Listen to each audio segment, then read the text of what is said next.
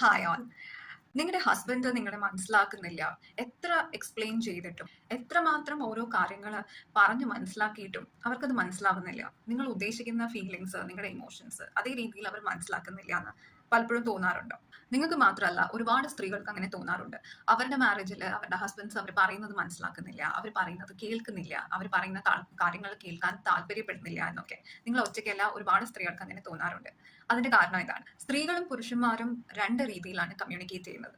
അത് ചെറുതിലേ അവർ പറഞ്ഞ് പഠിപ്പിച്ചിരിക്കുന്നതും അല്ലാതെ ബയോളജിക്കൽ ഡിഫറൻസസ് കാരണവും അവർ കമ്മ്യൂണിക്കേറ്റ് ചെയ്യുന്നത് രണ്ട് രീതിയിലാണ്. നമ്മൾ സ്ത്രീകൾ പൊതുവെ കാര്യങ്ങൾ സംസാരിച്ചിട്ടാണ് സോൾവ് ചെയ്യുന്നത്. മറ്റാൾക്കാരുമായിട്ട് സംസാരിക്കുമ്പോൾ അവരുമായിട്ടുള്ള ഒരു ബോണ്ട് കൂടും, നമ്മുടെ സ്ട്രെസ് കുറയും. നമ്മൾ സൊല്യൂഷൻസ് കണ്ടെത്തുന്നതും അങ്ങനെയാണ്, സംസാരിച്ച് കമ്മ്യൂണിക്കേറ്റ് ചെയ്താണ്. പക്ഷേ പുരുഷന്മാർ അങ്ങനെയല്ല. പുരുഷന്മാർ കൂടുതലും പ്രോബ്ലംസ് സോൾവ് ചെയ്യുന്നത് ഒറ്റയ്ക്കിരുന്ന് സൈലന്റ് ആയിരുന്ന് ചിന്തിച്ചിട്ടാണ്.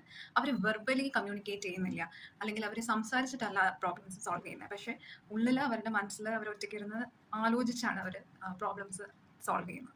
അവരെപ്പോഴും സൊല്യൂഷൻ ഫോക്കസ്ഡ് ആയിരിക്കും, അല്ലെങ്കിൽ അതിന്റെ സൊല്യൂഷൻ അവർക്ക് എങ്ങനെ കണ്ടുപിടിക്കാം. പക്ഷെ അത് ഡിസ്കസ് ചെയ്തിട്ടോ മറ്റു ആൾക്കാരുമായിട്ട് സംസാരിച്ചിട്ടോ ആയിരിക്കണം എന്നില്ല. മിക്ക പുരുഷന്മാരും വളർന്ന സാഹചര്യം ഒരു ഫാക്ടറാണ്. അവരുടെ വീട്ടിൽ അങ്ങനെ ഇമോഷൻസ് ഫ്രീ ആയിട്ട് ഫാമിലിയിലുള്ള എല്ലാവരുമായിട്ടും സംസാരിച്ച് സോൾവ് ചെയ്യുന്ന ഒരു കണ്ടീഷനിലല്ല അവർ വളർന്നത് എന്നുണ്ടെങ്കിൽ അവർക്ക് ആ ഒരു ഇമോഷണലി എങ്ങനെ ഡിസ്കഷനിലൂടെയും ആൾക്കാരോട് ഷെയർ ചെയ്തും അവരുടെ ഇമോഷൻസ് എങ്ങനെ പരിഹരിക്കാം, അവരുടെ പ്രോബ്ലംസ് എങ്ങനെ പരിഹരിക്കാം എന്ന് അവർക്ക് അറിയില്ല. ബുദ്ധിമുട്ടായിട്ടുള്ള ടോപ്പിക്സ് എപ്പോഴും അവർ ഫാമിലി മെമ്പേഴ്സുമായിട്ട് ഡിസ്കസ് ചെയ്യാതെ എപ്പോഴും ഒറ്റയ്ക്കിരുന്നാണ് സോൾവ് ചെയ്തിട്ടുണ്ട് എന്നുണ്ടെങ്കിൽ അവർ നിങ്ങളോടും അങ്ങനെ തന്നെ ആയിരിക്കും. നിങ്ങളും ഡിഫിക്കൽട്ട് ആയിട്ടുള്ള പ്രശ്നങ്ങൾ പറയുമ്പോഴത്തേക്കും അവർക്ക് നിങ്ങളോട് സംസാരിക്കുന്നതിന് പകരം ഒറ്റയ്ക്കിരുന്ന് അത് സോൾവ് ചെയ്യാനായിരിക്കും താല്പര്യം, ഒറ്റയ്ക്കിരുന്ന് അതിനെക്കുറിച്ച് ആലോചിക്കാനായിരിക്കും താല്പര്യം.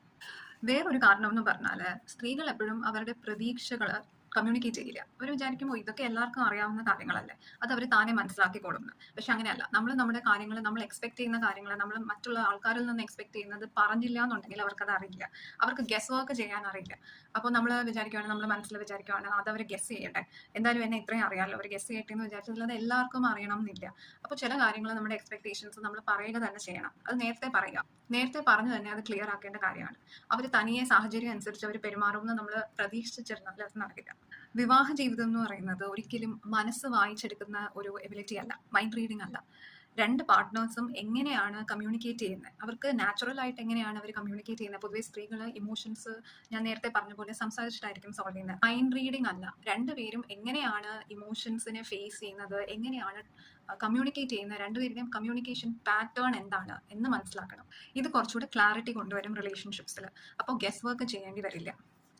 വീഡിയോ ഇഷ്ടമായെങ്കിൽ ലൈക്ക് ചെയ്യുക, ഷെയർ ചെയ്യുക, സബ്സ്ക്രൈബ് ചെയ്യുക. ഓൺലൈൻ സെഷൻസിന്, പെയ്ഡ് ഓൺലൈൻ സെഷൻസിന് താല്പര്യമുണ്ടെങ്കിൽ കൊടുത്തിരിക്കുന്ന നമ്പറിൽ മെസ്സേജ് അയച്ച് ചോദിക്കാവുന്നതാണ് details. Thank you for watching.